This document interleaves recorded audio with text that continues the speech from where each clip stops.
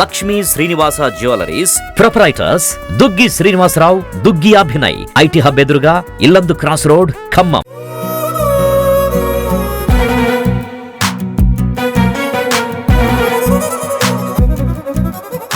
Hi hello నమస్తే, welcome to Suman TV Khammam. నేను మీ శిల్ప.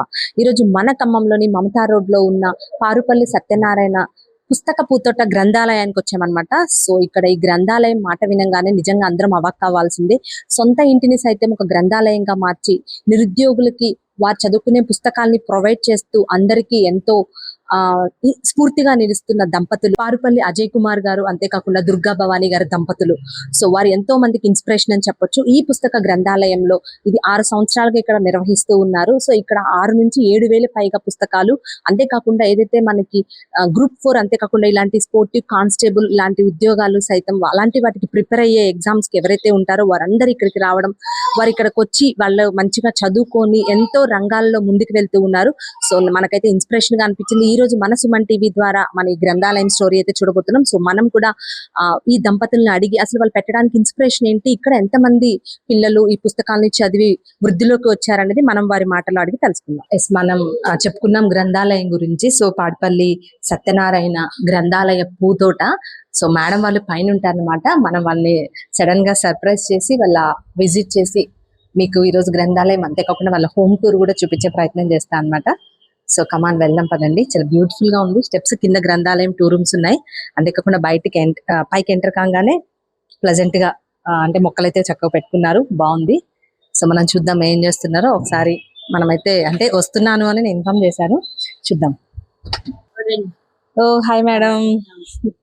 సో వచ్చేసాం. తనే దుర్గా భవానీ గారు, అంటే ఈ గ్రంథాలయం మొత్తం నిర్వాహకులు వాళ్ళే, sir and wife and husband.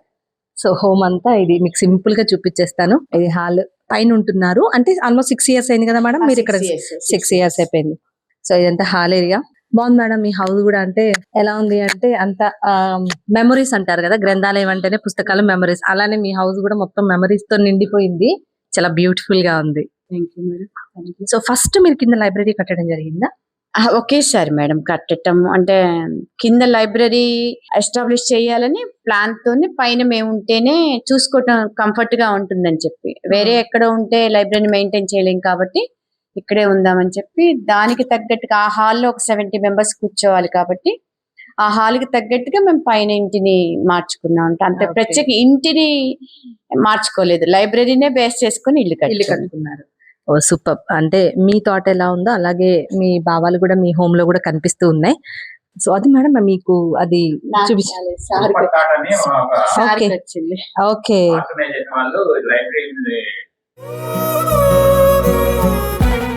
So అంటే లైబ్రరీకి ఇంత గొప్ప పని చేస్తున్నట్టుగా గుర్తింపుగా సార్కి ఇచ్చారు, అప్రిసియేషన్ గా.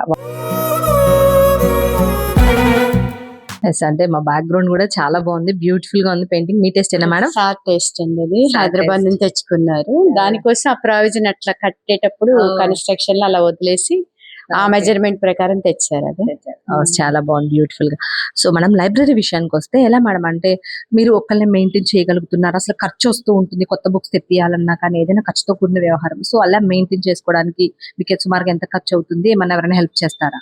బుక్స్ కొనకుండానే మంత్లీ వాచ్మెన్ కి అయితే మీ papers, news papers, electricity bill ఇట్లా ఒక 20,000 దాకా ఎక్స్పెండిచర్ వస్తుంది.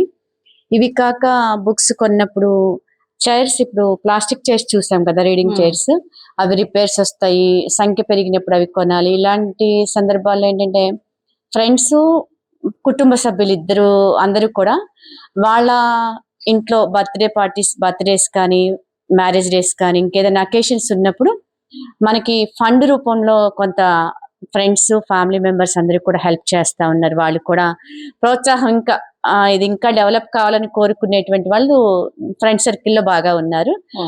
వాళ్ళ హెల్ప్ కూడా దీని వెనక ఉంది.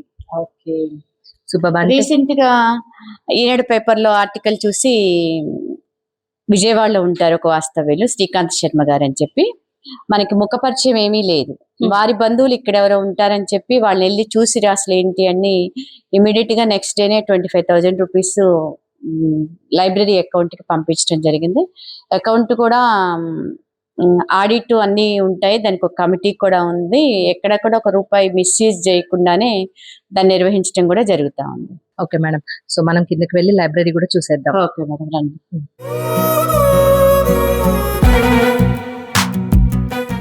సో మనం గ్రంథాలయం లోపలికైతే ఎంటర్ అవుతున్నాం. సో అంటే గ్రంథాలయంలో ఎప్పుడు ప్లెజెంట్ గా పీస్ఫుల్ సైలెంట్ గా ఉంటుంది. సో అదే వాతావరణం ఉంది ఇక్కడ.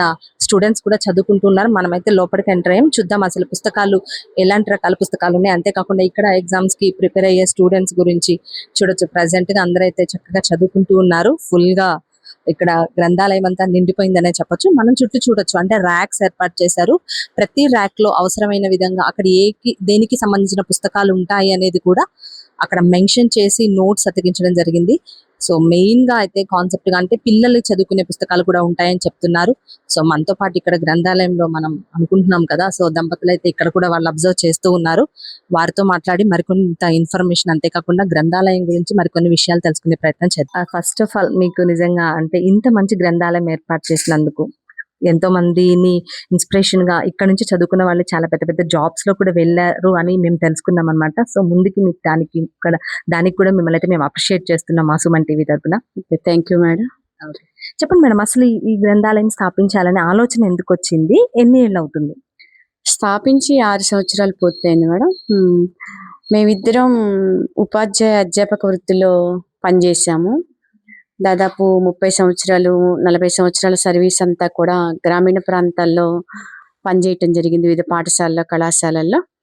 అంతేకాకుండా నేను ఒక సామాజిక స్పృహ కలిగినటువంటి ఉపాధ్యాయ సంఘంలో కూడా రాష్ట్ర నాయకురాలిగా ఉన్నాను. మేము పనిచేసినప్పుడు ఉన్నటువంటి నేపథ్యం, మేము ఫేస్ చేసిన మా స్టూడెంట్స్కి కలిగిన ఇబ్బందులు కానివ్వండి, సొసైటీకి సర్వీస్ చేయాలని మా సంఘం నేర్పింది కానండి ఈ 2 ఆలోచనల నుంచి. అంతేకాకుండా మా ఇద్దరు ఫ్యామిలీస్ మొత్తం కూడా బుక్ రీడింగ్ హ్యాబిట్స్ బాగా చిన్నప్పటి నుంచి ఉన్నవాళ్ళం. మేము స్వతహాగా అలవాటు కలిగిన వాళ్ళము. ఈ విధమైనటువంటి ఆఫ్టర్ రిటైర్మెంట్ ఏం చేయాలి అంటే ఏదో ఒకటి సొసైటీకి ఉపయోగపడాలి. దట్టు ఇవాళ బర్నింగ్ ఇష్యూగా ఏముంది అని చూస్తే చాలా మంది రకరకాలుగా సర్వీస్ చేసేవి చాలా ఉన్నాయి, గవర్నమెంట్ కానీ ఇంకా సొసైటీస్ కానీ. కానీ మనం ఒక ఇల్లు కట్టుకొని కింద అంతా కూడా గ్రామీణ ప్రాంతాల నుంచి వచ్చేటువంటి విద్యార్థులు, నిరుద్యోగులుగా ఉన్నటువంటి వాళ్ళు కొన్ని బుక్స్ ఒక్కళ్ళుగా అన్ని బుక్స్ కొనడానికి కూడా కొంచెం ఇబ్బంది లేదు. ఒక్కళ్ళుగా చదువుకోవటం కూడా ఎక్కువ టైం స్పెండ్ చేసి చదవలేరు. Group of discussions, group of peoples ఒక చోట గ్యాదర్ అయి చదివినట్లయితే వాళ్ళు తక్కువ టైంలో ఎక్కువ నాలెడ్జ్ని గెయిన్ చేయడానికి ఉంటుంది. ఆ విధంగా ఒకరితో ఒకళ్ళు పోటీ పడటానికి ఉంటుంది. కాబట్టి ఆ విధంగా మన ఇంట్లో కింద లైబ్రరీని ఆల్ కాంపిటేటివ్ ఎగ్జామ్స్ కి ప్రిపేర్ అయ్యేటువంటి వాళ్ళకి ఏర్పాటు చేస్తే బాగుంటుందని చెప్పి ఇద్దరం అనుకొని, మా హస్బెండ్ రిటైర్ అయిన తర్వాత 2018లో రిటైర్ అయ్యారు. 2019 జూన్ 30న ఆనాడు ఖమ్మం జిల్లా కలెక్టర్ గారు ఆర్వి కర్ణన్ గారి చేతుల మీదుగా ఈ లైబ్రరీని ప్రారంభించడం జరిగింది. అంటే ప్రారంభించిన దగ్గర నుంచి సుమారుగా అంటే ఎంత మంది వస్తూ ఉంటారు ఇక్కడ పుస్తకాలు చదువుకోవడానికి? రోజుకి యావరేజ్ గా చూసుకున్న 70-80 మెంబర్స్ వస్తారు. ఎగ్జామ్స్ ఉన్నటువంటి మంత్స్ లో అయితే 100 అట్లా కూడా వచ్చి బయట కారిడార్ అంతా కూడా కూర్చొని గ్రూప్స్ గా ఎవరి ఎగ్జామ్ కి సంబంధించింది వాళ్ళు డిస్కస్ చేసుకుంటూ, ఒకళ్ళకి వచ్చిన సబ్జెక్ట్ ఇంకొకళ్ళు చెప్పుకుంటూ. ఫర్ ఎగ్జాంపుల్ అందరికీ మ్యాథ్స్ రావు, ఆ టీంలో మ్యాథ్స్ ఒకళ్ళు వస్తే మిగతా వాళ్ళకి ఎక్స్ప్లెయిన్ చేసుకుంటూ ఆ విధంగా ప్రిపేర్ అవుతూ ఉంటారు.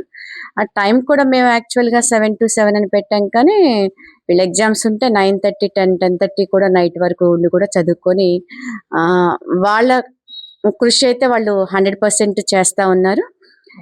ఇటీవల కాలంలో ఒక 60 to 70 మెంబర్స్ ఈ లైబ్రరీలో చదువుకున్నటువంటి వాళ్ళు వివిధ రకాల ఉద్యోగాల్ని పొందటం కూడా జరిగింది. Wow, super. నిజంగా అంటే మెయిన్ గా ఏ కాన్సెప్ట్ కి సంబంధించిన బుక్స్ ఎక్కువగా ఇక్కడ చదువుకోవడానికి వస్తూ ఉంటారు? ఓకే, ఆల్ గ్రూప్స్, గ్రూప్ 1 నుంచి గ్రూప్ 4 వరకు ఉన్నటువంటి ఎగ్జామ్స్ ఉన్నాయి. IAS, IPS ఉన్నాయి. కానిస్టేబుల్స్ కింద క్యాడర్ నుంచి constables, banking, teaching, engineers, all government నుంచి వచ్చేటువంటి నోటిఫికేషన్ సంబంధించిన ఉద్యోగాలకు సంబంధించిన లేటెస్ట్ తెలంగాణ ఫార్మేషన్ అయిన తర్వాత తెలంగాణ హిస్టరీ దగ్గర నుంచి మొదలుకొని లేటెస్ట్ అప్డేట్ బుక్స్ మన దగ్గర, ఈవెన్ మన డిస్ట్రిక్ట్ లైబ్రరీలో కూడా దొరికిన అప్డేట్ బుక్స్ కూడా మన దగ్గర ఉన్నాయి. అంతేకాదు మంత్లీ మ్యాగజైన్స్ వచ్చి 12 to 15 మ్యాగజైన్స్ ఆ యోజన, కురుక్షేత్ర, కరెంట్ అఫైర్స్, విజేత కాంపిటీషన్స్ ఇలాంటి బుక్స్. అంటే ఏంటంటే ఆ ఒక్క బుక్ చదివితే ఆ నెల మొత్తంలో ఉన్నటువంటి బ్రీఫ్ హైలైట్స్ అన్నీ కూడా దాంట్లో ఉండేటువంటి అవకాశం ఉంటుంది. అంటే ఎగ్జామ్కి వెళ్ళే ముందు కానీ అట్లాంటివి కానీ ప్రిపేర్ అవ్వడానికి అలాంటి మంత్లీ మ్యాగజైన్స్, న్యూస్ పేపర్స్ ఒక 3 తెలుగు లాంగ్వేజెస్, ఒకటి ఇంగ్లీష్ లాంగ్వేజ్ న్యూస్ పేపర్స్ వస్తాయి. మిగిలిన బుక్స్ లేటెస్ట్ ఏమైనా రిలీజ్ అవుతా ఉంటే వాళ్ళకి సంబంధించినవి ఏమన్నా, వాళ్ళు ఇక్కడ ఒక సజెషన్ బుక్ అని ఉంటుంది వాళ్ళకి. ఆ బుక్ లో పలానా బుక్ ఈ రోజు రిలీజ్ అయింది తెప్పించండి అని చెప్పి వాళ్ళు రాస్తే మేము ఆ బుక్ ని వెంటనే తెప్పిస్తాం. ఓకే. సో అంతేకాకుండా మేడం స్టడీ అంటేనే అప్డేటెడ్ మీరు చెప్పినట్లుగా. అంటే ఈ రోజుకి సిలబస్ మారుతూ ఉంటుంది. సో ఆ వేలో మీరు ఇన్ని బుక్స్ లో ఇప్పుడు సిలబస్ అప్డేట్ అవుతున్నప్పుడు మీరు ఈ బుక్స్ ని ఎలా అప్డేట్ చేసుకుంటూ ఉంటారు? అప్డేట్ అయినటువంటి బుక్స్ ఏంటంటే 6 ఇయర్స్ నుంచి మేము బుక్స్ పర్చేజ్ చేస్తాం కదా. ఈ 6 ఇయర్స్ లో అదే బుక్ ఎవ్రీ ఇయర్ కి వచ్చేసరికి కొన్ని latest current affairs, ministers names ఇట్లాంటి వాళ్ళ అలాంటివి మారినప్పుడు రీప్రింట్ అయితే 1 or 2 బుక్స్ కొంటే ఒక 20 పేజెస్ అలా అదనంగా ఉంటుంది. మిగతాదంతా రిమైనింగ్ యాస్టీస్ గా ఉంటుంది కాబట్టి అలా ఆ బుక్స్ తీసుకోవడం జరుగుతుంది. వాటితో పాటు ఈ మ్యాగజైన్స్ కూడా వాటిని కవర్ చేస్తాయి కాబట్టి ఆ విధంగా బుక్స్ మొత్తంగా ఓవరాల్ గా కవర్ అవుతున్నాయి. చెప్పండి. అంటే ఇక్కడ అప్డేటెడ్ గురించి మనం మాట్లాడుకుంటున్నాం. సో ఆ వేలో ఇక్కడ స్పెషల్ బుక్స్ కానీ అప్డేటెడ్ వర్షన్స్ అంటే ఏం చెప్తారు? ప్రతి సంవత్సరం హైదరాబాదు, విజయవాడలో బుక్ ఫెయిర్స్ జరుగుతాయండి. డిసెంబరు, జనవరి నెలల్లో. ఆ నెలలో నేను మా స్నేహితులు అంటే ఈ లైబ్రరీ సంబంధించిన ఒక సొసైటీ ఉంది. ఆ సొసైటీలో ఉన్న 2-3 మిత్రులతో కలిసి నేను విజయవాడ, హైదరాబాదు బుక్ ఫెయిర్స్కి వెళ్ళి అక్కడ పుస్తకాలు లేటెస్ట్ అన్నీ కూడా కొనుగోలు చేసి తీసుకొని వస్తుంటాను. అది ఒక ఉదాహరణ ఏంటంటే మనోరమ ఇయర్ బుక్ ప్రతి సంవత్సరం వస్తుంటుంది. 2019లో కొన్న పుస్తకం ఇది. ఇది 2025లో కొన్న పుస్తకం. ప్రతి సంవత్సరం కూడా లేటెస్ట్ బుక్స్ అనేవి మనం తెప్పిస్తూ ఉంటాం. అలానే కొన్ని ఆథర్స్ రాసినవి కూడా కొన్ని పుస్తకాలు second edition, third edition, fourth edition అని వస్తుంటాయి. ఇండియన్ పాలిటీ లక్ష్మీకాంత్ రాసిన పుస్తకం దాదాపు 7 ఎడిషన్స్ ఉన్నాయి. అవన్నీ కూడా మన లైబ్రరీలో ఉన్నాయి. ఆ విధంగా మనం ఎప్పటికప్పుడు అప్డేట్ చేసుకుంటూ వస్తుంటాం. సో మాకు తెలిసిందంటే ఇక్కడికి వచ్చే స్టూడెంట్స్ కూడా మీరు ఎంత బాగా చూస్తుంటారట, చాలా అంటే ప్రొవైడ్ చేశారు అని చెప్పారు. సో ఇక్కడ వచ్చిన వాళ్ళకి ఏమేమి ప్రొవైడ్ చేయడం జరిగింది? ఏమంటే బుక్స్ ఒక్క దాంట్లోనే సమాచారం మొత్తము అందుకోబట్లేదు కాబట్టి డిజిటలైజ్డ్ కూడా కావాలి ఇవాళ. సో అందుకని అందరికీ కూడా వైఫై ప్రావిజన్ ఒకటి కల్పించాము. ఒకటి మనం సిస్టమ్ పెట్టాం కానీ వాళ్ళు సిస్టమ్స్ తెచ్చుకుంటారు. వాళ్ళ సెల్ ఫోన్స్ ద్వారా ఈ వైఫైని ఉపయోగించి ఒక్కోసారి ఆన్లైన్ కోచింగ్ కూడా నడుస్తూ ఉంటుంది. వాళ్ళు ఆన్లైన్లో కూడా అక్కడ నుంచి వింటూ కూడా ఇక్కడ ప్రిపేర్ అవుతూ ఉంటారు. ఆ విధంగా నెట్ ఫెసిలిటీ ఒకటి కల్పించడం జరిగింది. ఎటువంటి అనారోగ్యాలకి గురి కాకుండా వాటర్ ఒకటి ప్యూరిఫైడ్ వాటర్ మనం ప్రావిజన్ చేయటం జరిగింది. ఇక మిగతా ఫ్యాన్లు, ఈ సౌకర్యాలు, కుర్చీలు, రైటింగ్ ప్యాడ్స్. మాకు ఫస్ట్లో తెలియక మేము లైబ్రరీ స్టార్ట్ చేసినప్పుడు మేము అన్ని ఇలాంటి చైర్స్ పర్చేజ్ చేసాం. స్టార్ట్ అవ్వగానే అవి రీడింగ్ చైర్స్ కాదు, ఇలాంటి రీడింగ్ చైర్స్ కావాలంటే మళ్ళీ తిరిగి ఇలాంటి రీడింగ్ చైర్స్ ఇవి డ్యామేజ్ అయితే ఎప్పటికప్పుడు రిపేర్ చేస్తూ ఉంటాం. ఈ సౌకర్యాలు కల్పించడం జరిగింది. ఇదంతా క్లీన్ చేయడానికి రోజు ఈ బీరువాళ్ళు డస్ట్ అదంతా ఊడ్చి క్లీన్ చేసి అన్ని చేయడానికి ఒక వాచ్మెన్ కూడా పెట్టడం జరిగింది. స్టూడెంట్సే వాళ్ళే సెల్ఫ్ డిసిప్లిన్ ని పాటిస్తారు. వాళ్ళే వస్తారు, వాళ్ళే చూస్తారు. అంత సీసీ కెమెరాల పర్యవేక్షణ కూడా ఉంది కాబట్టి ఫస్ట్ బ్యాచ్ లో ఒక 5-6 మాత్రం మిగిలారు. మిగతా అందరు జాబ్స్ వచ్చి వెళ్ళిపోయారు. సో వాళ్ళ ద్వారా ఇప్పుడు వచ్చిన లేటెస్ట్ వాళ్ళు కూడా ఫాలో అయ్యి రూల్స్ అవన్నీ కూడా ఎక్కడ బుక్ తీస్తే వాళ్ళు అక్కడ పెట్టేస్తారు. వాళ్ళు డిసిప్లిన్ పాటిస్తూ బుక్స్ ఏమీ కూడా ఇంతవరకు ఒకటి కూడా మన దగ్గర నుంచి బయటికి కూడా పోలేదు. అన్ని కూడా సేఫ్ గా వాళ్ళు చూసుకుంటూ చదువుకుంటున్నారు. అంటే స్టూడెంట్సే కాకుండా ఇంకా ఎవరెవరు ఎక్కువ పుస్తకాలు చదవడానికి వస్తూ ఉంటారు? ఎవరు ఇష్టంగా ఏ పుస్తకాలు ఎక్కువగా చదువుతూ ఉంటారు? ఎక్కువగా స్టూడెంట్స్ వస్తారు కానీ సమ్మర్ హాలిడేస్, దసరా సెలవులు అట్లాంటప్పుడు కిడ్స్ వస్తారు. కిడ్స్ కి ఇంగ్లీష్ కార్టూన్ బుక్స్ అలాంటివి చిన్న చిన్నవి బుక్స్ ఉన్నాయి. అలానే సీనియర్స్ వస్తారు, ఆఫ్టర్ రిటైర్స్ అట్లాంటి వాళ్ళు వస్తే నావెల్స్, ఇలాంటి మధుబాబు నావెల్స్, మిగతా అన్ని నావెల్స్ చదువుతూ ఉంటారు. కొంతమంది లిటరేచర్ చదివే వాళ్ళు, ఓన్లీ న్యూస్ పేపర్ చదివే వాళ్ళు కూడా ఒకసారి పెద్ద ఆయన దాదాపు 70+ ఉంటాయి. ఆయన వచ్చి న్యూస్ పేపర్ చదువుకొని వెళ్తారనమాట. ఆ పర్సెంటేజ్ తక్కువ కాకపోతే కానీ అసలు వస్తారనమాట. ఓకే. టైమింగ్స్ మేడం, అంటే ఏ టైం నుంచి ఏ టైం వరకు ఓపెన్ ఉంటుంది? ఏ డేస్ లో ఏమైనా హాలిడేస్ లాంటివి ఏమైనా ఉంటాయా?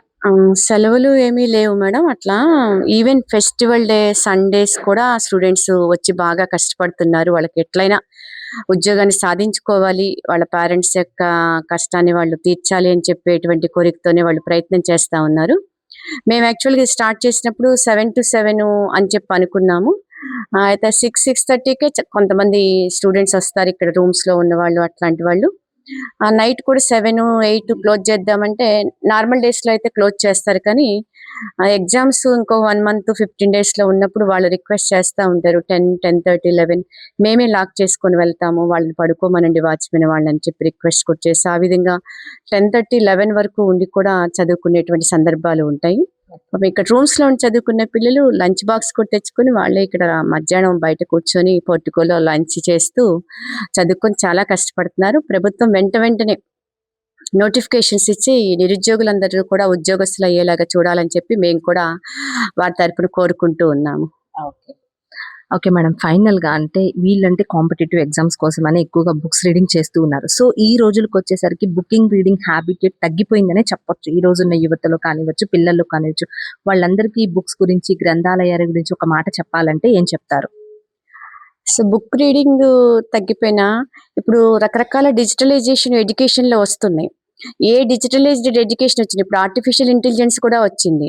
అంతిమంగా అది టీచర్ యొక్క స్థానాన్ని మాత్రం మార్చలేదు. టీచింగ్ చేస్తున్నప్పుడు టీచర్కి ఒక హెల్ప్ గా, ఒక అదనపు ఇన్స్ట్రుమెంట్ గా ఉంటుంది తప్ప ఇది కూడా అంతే. ఈ న్యూస్ పేపర్ కానీ ఏదైనా బుక్ కానీ మనం సెల్ ఫోన్ లో చదువుకుందానికి, డైరెక్ట్ గా చేతిలో బుక్ చదువుకుందానికి ఫీల్ మాత్రం ఖచ్చితంగా డిఫరెంట్ ఉంటుంది. ఖచ్చితంగా బుక్ రీడింగ్ అనేది మాత్రం అంటే చేంజ్ వచ్చింది. బుక్ రీడింగ్ అనేది తగ్గిపోవటం కొంత ఉన్నా కానీ డైరెక్ట్ గా బుక్స్ బదులు ఈ బుక్స్ చదవటం అనేది ఎక్కువ అవుతా ఉంది. ఏదేమైనా రాబోయే తరం హ్యాబిట్ ని పెంచుకోవాల్సినటువంటి అవసరం కూడా ఉందని చెప్పి కూడా ఈ సందర్భంగా మీ ద్వారా అందరికీ తెలియజేస్తా ఉన్నాను. ఓకే సార్, మీ ఒపీనియన్ చెప్పండి బుక్ రీడింగ్ మీద. బుక్ రీడింగ్ అనేది అసలు తగ్గలేదండి. ఎందుకంటే దీనికి ఉదాహరణ నేను ప్రత్యక్షంగా చూస్తున్నా. ప్రతి సంవత్సరం దాదాపు 2001 నుంచి నేను లైబ్రరీ పెట్టే ముందు కూడా విజయవాడ, హైదరాబాద్ బుక్ ఫెయిర్స్కి వెళ్తుండేవాడిని. మా ఇంట్లో కూడా అపార్ట్మెంట్ ఉన్నప్పుడు కూడా 2 బీరువాల నిండా నవల్స్, కథల పుస్తకాలు అవన్నీ ఉండేవి. ప్రతి సంవత్సరం కూడా ఆ బుక్ ఫెయిర్లో జనాలు పెరుగుతున్నారే కానీ తగ్గట్లేదు. ప్రతి సంవత్సరం కూడా హైదరాబాద్, విజయవాడ మీరు వెళ్ళి చూడండి. ప్రతి సంవత్సరం కూడా పోయిన సంవత్సరం వచ్చిన దానికి ఈ సంవత్సరం రెట్టింపు వస్తున్నారు. పుస్తకాలు కూడా బాగా అమ్ముడవుతున్నాయి. బుక్ రీడింగ్ అనేది తగ్గట్లేదు. బుక్ అనేది అజరామరం, దానికి చావు లేదు. పుస్తకం ఎప్పటికీ పుస్తకమే. ఇదే నేను చెప్పదలుచుకుంది. Okay, thank you so much sir. మంచి సమాచారం అందించారంటే పిల్లలకు కానీ ఏదైతే వాల్యుబుల్ మెసేజ్ అనే చెప్పొచ్చు. Really thank you so much. Hi sir, మీ పేరు? రమణారావు అండి. సో మీకు అంటే బుక్స్ చదవడం అంటే ఇష్టమా? రెగ్యులర్ గా వస్తూ ఉంటారా? రెగ్యులర్ గా వస్తుంటా అండి. బుక్స్ చదవడం ఇష్టం. కరెంట్ అఫైర్స్ కానీ, నావెల్స్ కానీ, అవన్నీ బెస్ట్ నావెల్స్ కానీ, బెస్ట్ రైటర్స్, క్లాసిక్స్ కానీ చదువుతుంటా. అంటే అంటే రోజులుగానా లేదా ఎప్పటి నుంచి వస్తూ ఉన్నారు ఇక్కడికి? నేను ఒక ఆల్మోస్ట్ 5-6 years నుంచి వస్తాను. అంటే ఆల్మోస్ట్ ఈ లైబ్రరీ స్టార్ట్ అయిన దగ్గర నుంచి వస్తూ ఉన్నారు. అంటే లైబ్రరీ గురించి చెప్పాలి అంటే అసలు ఇక్కడ ఎన్విరాన్మెంట్, అంతేకాకుండా ఇక్కడికి వచ్చే పిల్లలు చదువుకోవడం, సో ఎలాంటి బుక్స్ వాళ్ళకి ఎంతవరకు యూజ్ అవుతుంది అంటారంటే ఏం చెప్తారు? వాళ్ళకి చాలా బ్రహ్మాండంగా యూజ్ అవుతుందండి. సార్ వాళ్ళ సెల్ఫ్లెస్ సర్వీస్ తో చాలా మంది పిల్లలు, అంటే నేను ఎప్పుడు తరం మారుతుంటుంది కదా, విద్యార్థులు మారుతూ ఉంటారు, క్యాండిడేట్స్. మేము ఎప్పుడు చాలా సంతోషపడుతుంటాం ఇట్లా చూసి చాలా మందిని. నేను కూడా టీచర్ని, బేసిక్గా లెక్చరర్ని. Always see very happy to see them to grow. Okay, thank you so much. So చూసాం కదా మన ఖమ్మంలోని పాడిపల్లి సత్యనారాయణ పూతోట గ్రంథాలయం. సో ఈ పూతోట పేరుతో నెలకొన్న గ్రంథాలయం ఇక్కడికి వచ్చే నిరుద్యోగుల ఉద్యోగాలనే పువ్వులు వికసించాలని కోరుకుంటూ సెలవు.